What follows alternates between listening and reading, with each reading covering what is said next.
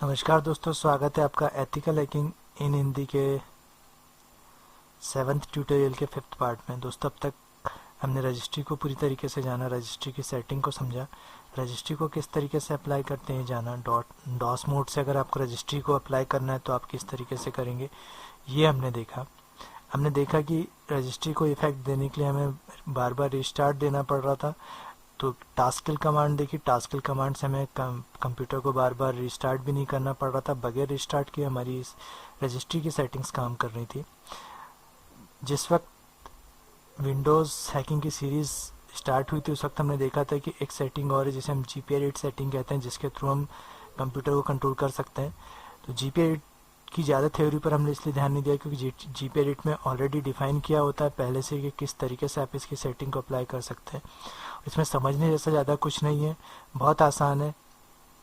एक सेटिंग से ही आप समझ जाएंगे कि बाकी की सेटिंग्स को किस तरह अप्लाई करना है। सारी सेटिंग्स ऑलरेडी उसमें डिफाइन की हुई है, जस्ट थोड़ा सा नॉलेज होना चाहिए। जिन यूज़र्स ने डिस्टेंस लर्निंग किट ऑर्डर की थी उनके पास GPA8 की सारी सेटिंग्स पहुंच चुकी हैं, और ये भी मेंशन किया हुआ है कि रजिस्ट्री की इन सेटिंग्स को GPA8 के एडिट के थ्रू किस तरह अप्लाई करना है। और GPA8 की सेटिंग्स को अगर आप रजिस्ट्री से अप्लाई करना चाहते हैं तो किस पाथ को फॉलो करना पड़ेगा, कौन सी स्ट्रिंग वैल्यू देनी पड़ेगी, या डीवर्ड वैल्यू देनी पड़ेगी, या बाइनरी वैल्यू अप्लाई करनी पड़ेगी। उस वैल्यू की उस पर्टिकुलर जो डेटा वैल्यू है उसका डेटा कौन सा 0 देना पड़ेगा या 1 देना पड़ेगा, सारी चीज़ें पहले से विंडोज़ के उस सेक्शन में आप देख सकते हैं। जो डिस्टेंस लर्निंग किट है उसमें विंडोज़ के सेक्शन के अंदर रजिस्ट्री की सारी सेटिंग में आपको सारी सेटिंग्स मिल जाएगी। तो आइए अब GPA8 को थोड़ा सा देख लेते हैं। बहुत आसान है, सबसे आसान। अगर विंडोज़ के सेक्शन में कुछ है तो GPA8 की पॉलिसी है, जस्ट आपको विंडो की ओर R प्रेस करना है, फिर GPA8.msc टाइप करना है, GPA8.msc इंटर किया, आपका GPA8 ओपन हो जाएगा। आप देख सकते हैं GPA8 भी 2 पैनल्स में बटा हुआ होता है, एक लेफ्ट पैनल एक राइट पैनल।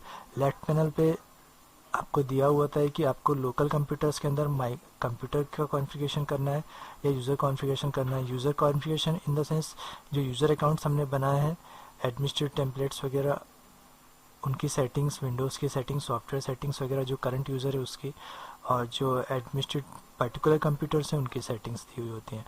तो हम जैसे एडमिनिस्ट्रेटिव टेम्पलेट्स को आगे बढ़ाते हैं तो यहाँ पे कंट्रोल पैनल की सेटिंग है, डेस्कटॉप की सेटिंग है।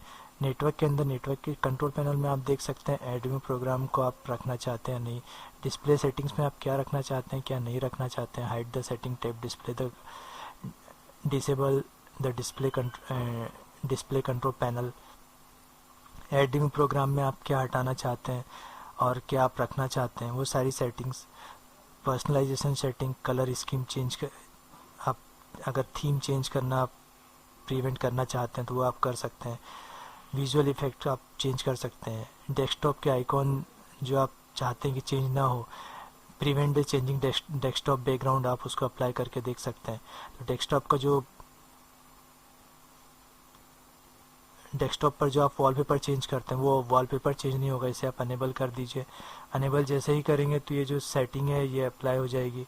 इसको अप्लाई करना है, ओके करना है।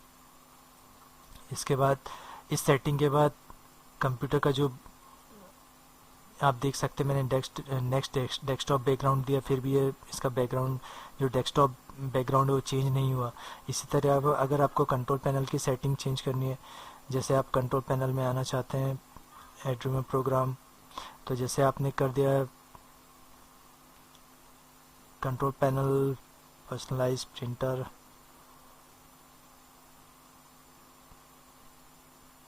सारी सेटिंग्स आप यहाँ देख सकते हैं। डिस्प्ले में दी हुई कंट्रोल पैनल पर क्लिक किया तो यहाँ पर जैसे आप देख सकते हैं prohibit access to the control panel, control panel की एक्सेसिंग बंद करना हो तो डबल क्लिक कीजिए, जस्ट अनेबल कर दीजिए। अगर आप अप्लाई करना चाहते हैं और उसे कोई कॉन्फ़िगरेशन नहीं देना तो नॉट कॉन्फ़िगर कर दीजिए। आप उसे डिसेबल भी कर सकते हैं, जस्ट अनेबल किया। ये सेम वैसा ही है जब हम अनेबल में रजिस्ट्री में वैल्यू दिया करते थे, अनेबल करना होता था 0 और डिसेबल करना होता था तो अनेबल, कहीं कहीं पर अनेबल करना होता तो 1 देते थे, डिसेबल करना होता तो 0 देते थे। तो सेम वही 0 1 की वैल्यू यहाँ पर भी लागू होगी। अनेबल किया, अप्लाई किया, ओके किया, जस्ट राइट क्लिक किया, रिफ्रेश किया, यहाँ आके देखते हैं, आप देख सकते हैं यहाँ पे कंट्रोल पैनल नहीं है। और अगर आपको वापस कंट्रोल पैनल लाना है, जस्ट किया, इसे डिसेबल कर दिया या नॉट कॉन्फ़िगर कर दिया, अप्लाई किया, ओके किया, एक रिफ्रेश दिया, यहाँ आप देख सकते हैं कंट्रोल पैनल की एक्सेसिंग वापस ऑन हो गई। तो बहुत आसान है दोस्तों, सबसे आसान जीपी एडिट पॉलिसी है। जो भी आप हटाना चाहते हैं जस्ट क्लिक कीजिए और उसे अप्लाई कीजिए, बड़े आराम से अप्लाई हो जाएगा और कोई टेंशन नहीं होगा। बहुत सबसे आसान कुछ है पूरे विंडोज़ में तो आपका जीपी एडिट पॉलिसी सेटिंग्स है। सब कुछ मेंशन किया हुआ था, सब कुछ बताया हुआ था, जस्ट क्लिक करना है और हटा देना है। आप यहाँ देख सकते हैं remove computer icon on desktop, इस पर क्लिक किया, ये ऑलरेडी अनेबल किया हुआ है, इसको नॉट कॉन्फ़िगर कर दिया, अप्लाई कर दिया। इसको हटाना होता है तो आप इसको अनेबल कर सकते हैं, अप्लाई कर सकते हैं, ओके कर सकते हैं, रिफ़्रेश किया। रिफ़्रेश करने के बाद आप यहाँ देखेंगे, ये देखिए यहाँ पे कोई भी आइकॉन शो नहीं कर रहा है माय कंप्यूटर का। तो इस तरीके से एक्सप्लोरर में शो करेगा, आइकॉन्स सारे ड्राइव्स के गायब हो जाएंगे। तो इस तरीके से आप सब कुछ हटा सकते हैं, देख सकते हैं।